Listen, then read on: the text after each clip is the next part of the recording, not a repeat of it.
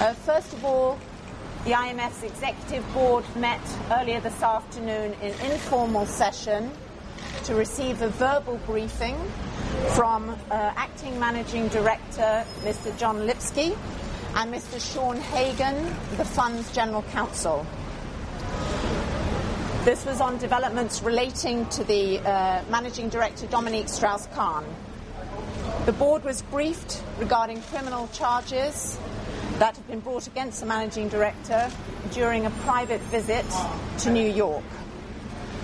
The IMF staff and its Executive Board will continue to monitor developments. There was no board action, this was a briefing.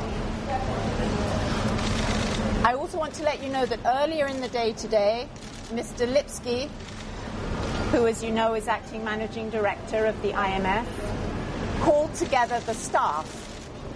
And let me briefly recap what he said.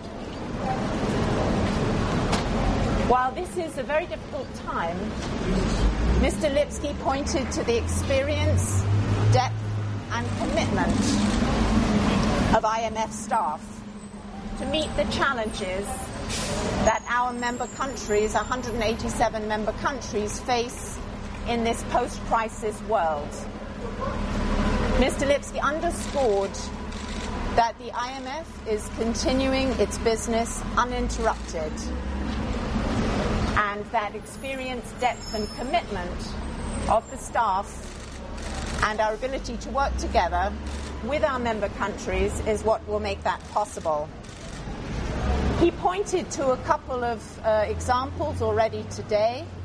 Deputy Managing Director Minouche Shafik attended a critical meeting of the Eurogroup in Brussels along with senior staff that was dealing with the crisis in the Eurozone. The IMF's Executive Board earlier today, actually the first item on its agenda, was to move forward with the next phase of an important loan to Ireland, one of our major borrowers at the moment. And more generally, around the world in different countries and continents, our staff is on the ground working on the economic problems of our member countries, and staff here in Washington are continuing their work, and we are fully operational.